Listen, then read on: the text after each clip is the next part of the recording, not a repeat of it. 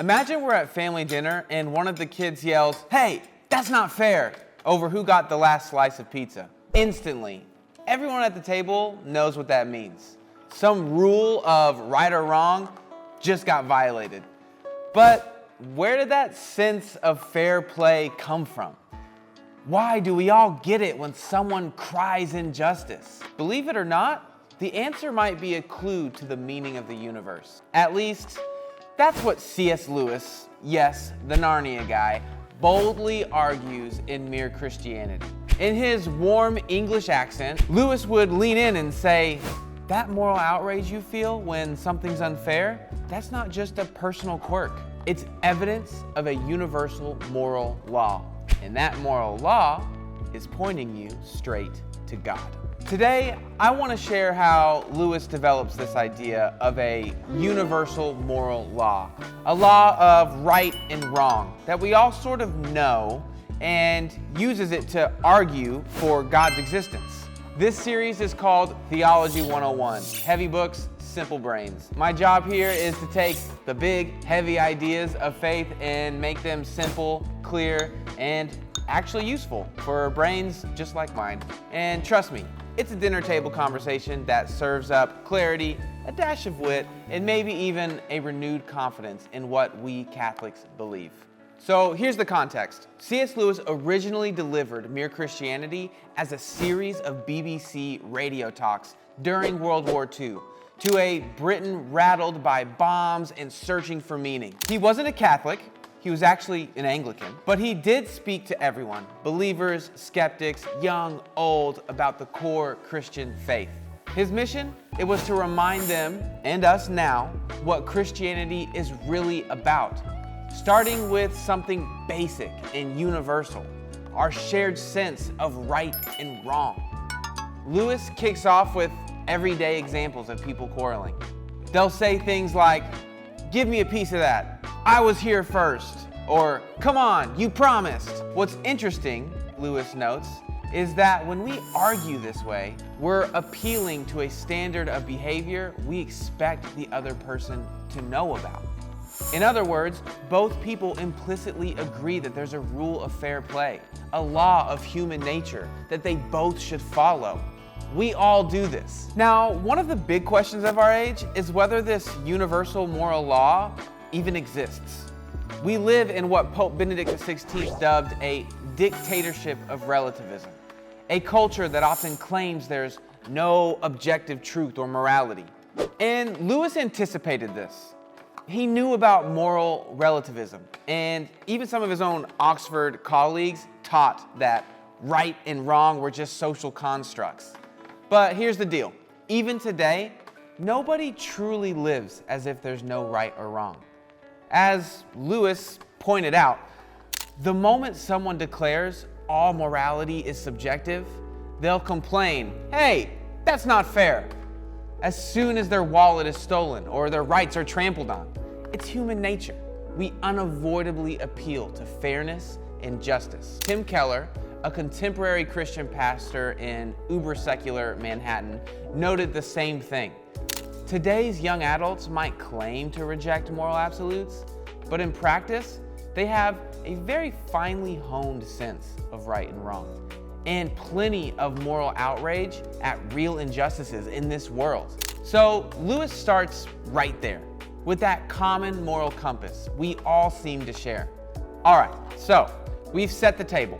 Virtually everyone recognizes some kind of moral law. Now, the question Lewis poses is, what does that mean? Why should a law of right and wrong exist at all? And what is it telling us about the universe we live in? Lewis's first big idea is that there really is a universal moral law that isn't invented by us, but discovered. People across cultures and ages largely agree that the basics of morality. Surely they disagree on details, but you won't find a society that admires cowardice, treachery, or injustice. Everyone knows murder and theft is wrong, and kindness and honesty is right. So even if cultures differ, the core moral tune is the same, even if we play different notes here and there. Lewis calls this the law of human nature. Not nature in the sense of physical laws like gravity, but a law of behavior that we as humans feel we ought to follow. For example, if I see someone in need, I feel I ought to help, even if I could ignore them. And nobody would punish me, really, for making that decision. Where does that inner imperative come from? Some have tried to explain it away. Maybe it's just a herd of instincts from evolution. But Lewis counters, instincts alone cannot fully explain it. Think of your mind as a piano, and your instincts as piano keys. Each instinct is a note, like motherly love or fighting to survive. The moral law then is like a sheet music telling you which notes to play and when. Sometimes your survival instincts, self-preservation, clashes with your altruistic instincts. Help others at cost to yourself. What tells you which instinct to follow? Something above the instincts, a moral guideline. In a life and death situation, most of us admire the hero who overcomes the survival instinct to save someone. That judgment call that we ought to prioritize courage or compassion over saving our own skin isn't itself an instinct. It's the judge between instincts, an independent standard. This suggests the moral law is real and not reducible to mere biology. But Joshua, maybe it's just taught by society and our parents. Sure, we learn a lot about right and wrong from our upbringing, but is it all just about social convention? Lewis asks us to really think about this. People like Martin Luther King Jr. or Mother Teresa, they challenge their societies to do better. How could they do that unless there was some higher standard to judge by? Also, if morality were just taught, one wonders who taught the first teacher then? How did the whole idea of right and wrong start in the first place? Lewis gently pushes us to see that the best explanation is that the moral law is not invented by us at all. It's something that stands above us. Now here's the second key insight. The moral law points to a lawgiver, and a very concerned one at that.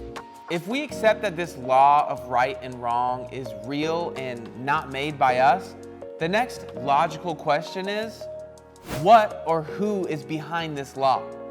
Lewis says we have two basic worldview options. We've got option A, the materialist view. The universe just is. Matter and chance and time cooked up into everything, and it's including us. In this view, the moral law would be a fluke, maybe a byproduct of evolutionary or social necessity. But then there's option B, religious view.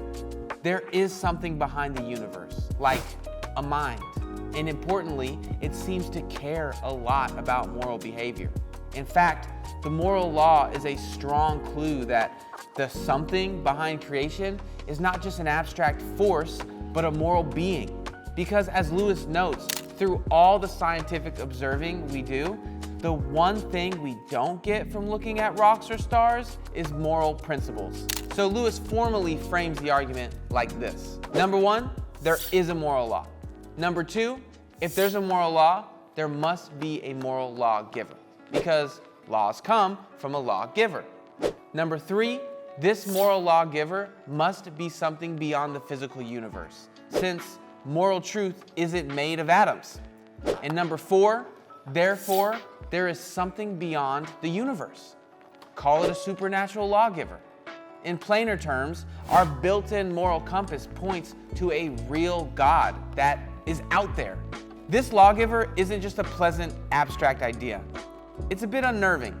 Why? Because the moral law is exacting. It demands goodness.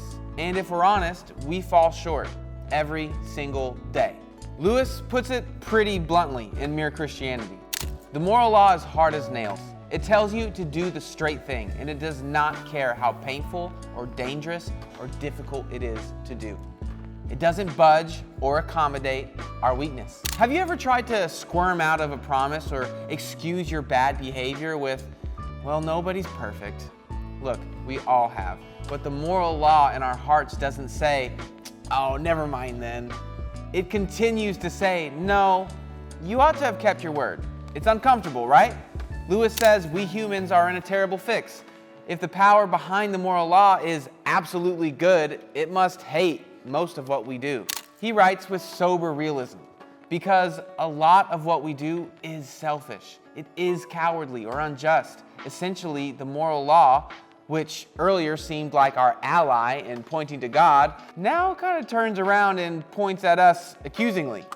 It shows us how far we've fallen short of this divine standard. In Christian language, this is the conviction of sin. At this point in the conversation, as the Icon Ministry Catholic dad, I might top off my coffee and admit that just got a little heavy.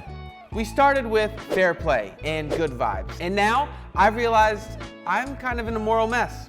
What do we do with that? Don't worry, this is actually where the good news comes in. Lewis says Christianity only really makes sense to someone who's realized that there is a moral law and a lawgiver, and that they've all fallen short. The Christian religion is, in the long run, a thing of unspeakable comfort.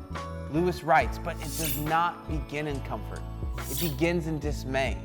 Christianity says that the lawgiver loves us so much that he came to pay our debt and then help us live correctly. Christ's death and resurrection accomplishes our forgiveness, something we couldn't do for ourselves.